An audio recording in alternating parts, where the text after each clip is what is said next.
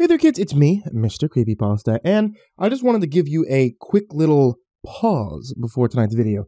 Tonight's sponsor is the world's premier streaming service for horror, thriller, and supernatural content. Shudder is spooky 24/7, 365. Just because Halloween is coming past doesn't mean that the scares don't continue. Sign up for Shudder and get access to the largest collection of acclaimed horror movies and series streamed right to your favorite devices. You could stream great thrillers, horror, and suspense for $5.99 a month or $56.99 a year. Shudder has the largest, fastest-growing human-curated selection of thrilling and dangerous entertainment. It's called the Netflix of horror for a reason. There's new spine-tingling thrillers, shocking horror, and edge-of-your-seat suspense added weekly. You'll have unlimited access to stream ad-free on all your favorite devices, such as iPhone, iPad, Apple TV, Xbox One, Amazon Fire TV, Google Chromecast, Roku, and Android devices. And Shudder has a unique collection of exclusive and original films and series, horror classics, and blockbuster hits. Personally, I have been loving Channel Zero. I know I'm not really showing any kind of clips from that one because go watch it. For real. Go watch it if you haven't seen it yet. Channel Zero is actually a Creepypasta show. It was originally on Sci-Fi, but it afterward went on to Shudder, and I cannot stress enough how fun it is to be able to rewatch Channel Zero, especially the first season, which is probably my favorite one out of the whole series. So right off the bat, check that one out. That's the Candle Cove season. To try out Shudder for free for the next 30 days, you can go to shudder.com. That's SHUDDER, shudder.com, and use the promo code MrCreepyPasta. And remember, that code MrCreepyPasta gets you your first 30 days for free. And now, on to tonight's story. My God, boys, will you just stop? If you keep messing around, you're going to miss your bus, and I can't afford to be late today. My spirit's far too defeated to attain the authoritative tone needed for the situation. Stewie and Colin are still wrestling on the floor. In all the commotion, I haven't noticed that Stewie still doesn't have his shoes on. Stewie, bud, where are your shoes? I ask in a panic. Probably left them at Brad's house, Colin remarks snidely. Who exactly is Brad? Why does he have your shoes? I asked my youngest son. Stewie looked up at me cautiously. Brad's mommy's new friend. But I didn't leave my shoes there, Dad, I promise. As I attempt to continue my conversation, I find my jaw already hanging open in shock. That's the third friend my wife's had this year, and it's not even the end of March. Not to mention that the ones she's had while we were married. It sickens me to think about it. At this point, Colin comes running up with Stewie's battered shoes. They look utterly defeated and sad, the soles separating from the bottoms in disgust as the tongues sag lazily into the centers. Hey, sweetie. Didn't your mom buy you new shoes? I gave her money for you and Colin's school clothes last week.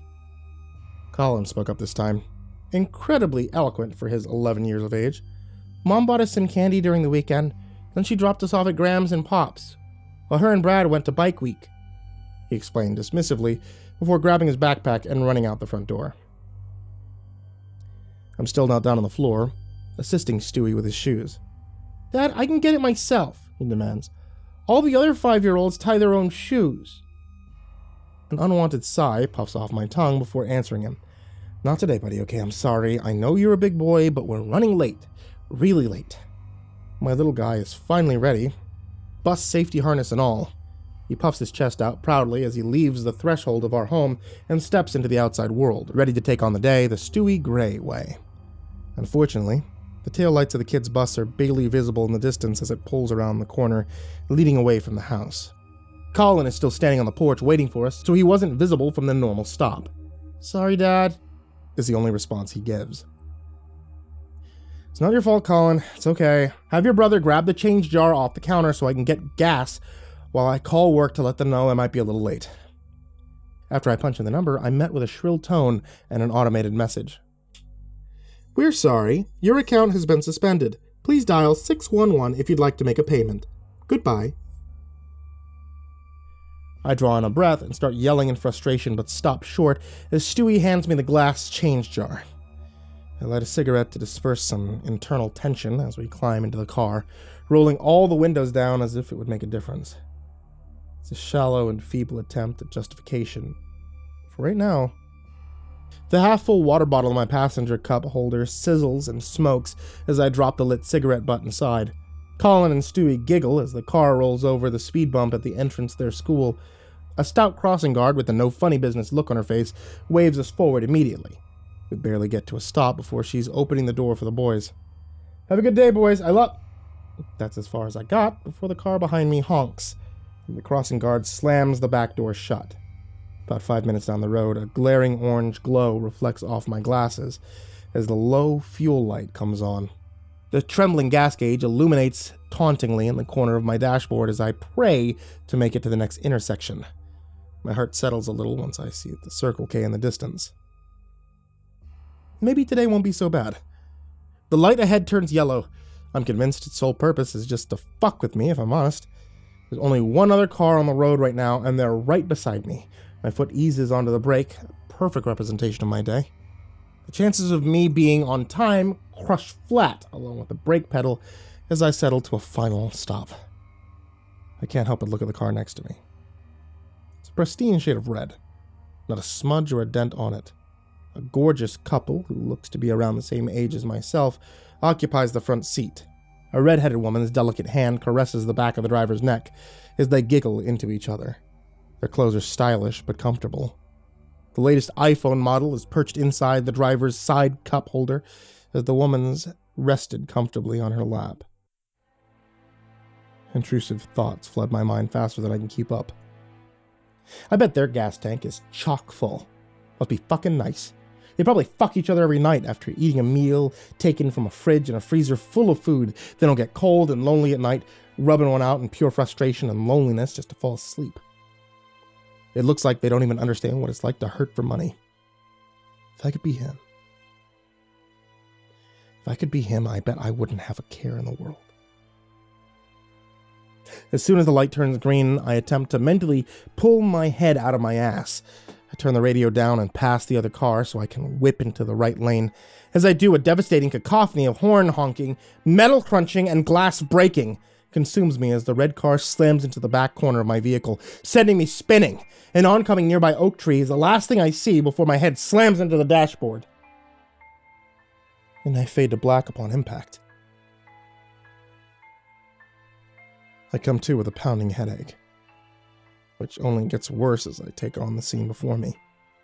The red-haired woman's mouth is moving aggressively, but I can't hear the words over a ringing in my ears. Shattered glass litters my lap. I'm nearly blindsided by a throbbing pain in my left temple as my normal hearing kicks back into place. "Henry!" the woman screams in my face. "You've got to get the fuck out of here now! The cops will be here any minute!" What? My name's Todd, not Henry. The reflection of my cracked window reveals a man with a chiseled face and a broad jawline, the same one I saw canoodling in the car at the light. Green eyes that don't belong to mine widen in horror as my mind tries to process what happened. I look out of the broken dashboard and see a crumpled red hood. My battered Grand Marquis sat at the opposite end of the street, crashed into a tree and equally damaged with a smoking hood. What the actual fuck? A man identical to the me I've seen for the past 39 years is slumped over my leather steering wheel cover, blood flowing freely from a garish wound on the left side of his head. How hard did I hit my own? Nothing I'm experiencing is making any sense. The rearview mirror of the car I currently sit in dangles precariously over our laps, glass freeing itself from the crack, adding to the pile the window made. What's weirder is there's no abrasions on my face or my head. My arms and fingers are cut, but everything else looks perfectly fine. Why does my head hurt so much? I finally decided to give my full attention to the woman next to me that so frantically sought it. Who are you? Her eyes look sorrowful, alarmed at my question. She doesn't answer, only brings a shaking, manicured hand to my forehead in response. You okay, Henry? Oh no, don't lose it on me now. Jesus Christ. We don't have time for this, baby.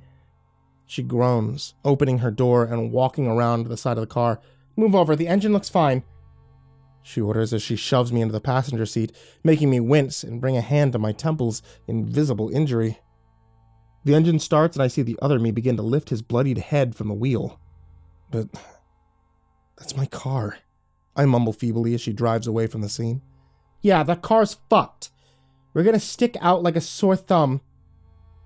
The woman snarls over the roar of the RPMs as she slams down on the gas pedal. Damn it! That means tonight we're gonna have to go 3 towns over and steal another one. Her words have a delayed response as I try to quell the agony on the left side of my scalp.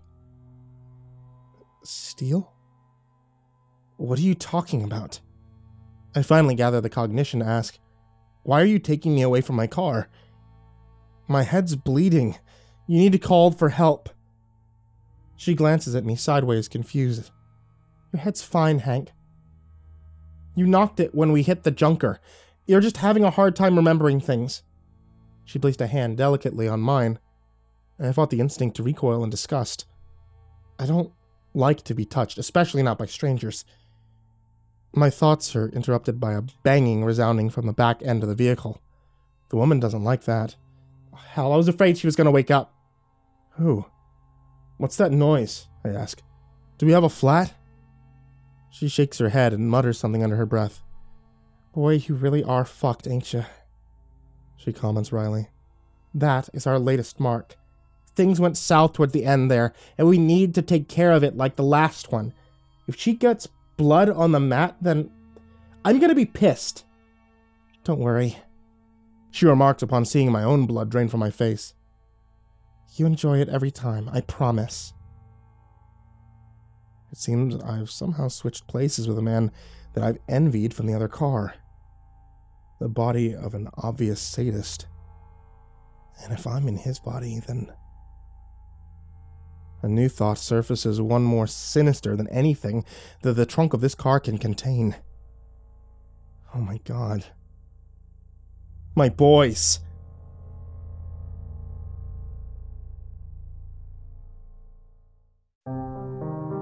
Hey there kids, it's me, MrCreepyPasta, and I wanted to tell you thank you for listening to tonight's story on the podcast if you're listening on Spotify, or to the videos if you're listening on YouTube.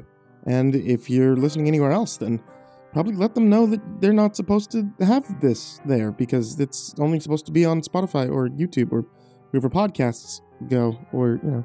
I also want to give a very big thank you shout out to all of you guys out there on Patreon. If you guys want to check out patreon.com/MrCreepyPasta, you're able to support the show, support me, support my cats, support, you know, being cool folks out there, like people like these. Jordan Alexander Sanchez, Mr. Thud, Ken Lando Higuchi, Chompski, Bobby Karman, Nico Kaeo, Tristain Pelton, Chance Burnett, Diana Kraus, Raven Hart, 1-800-Nightmare, King Hades F13, Unknown Nobody, Joshua Mcmeekin, Michael Scharbrough, Kazan, ThisIsMyRealNameNoShit, Jason VB Wilson, InfernalOne, Lilwulfgaming, JimboTheHutt, Caspian, Jordan Nells, Hades Nephew, Jordan Wayne Deckard, Bradley Leipe, Ann Charon, Acid System, Mike Bullock, Prozac and Pancake Appreciation Society, Brian Arce, Cryptic Nightmares, Brianna Wright, Someone You Love, S-Man, Kiri the Sloth, Thomas Burgett, Liam Newman, Sky Harbor, Caleb Dougal, Nina Smith, Rafael Rodriguez, The Ginger Bros, Aaron Stormcrow, Daniel Polson, and Corey Kenshin. Thank you guys so much for your support on Patreon. Like, I really can't thank you enough.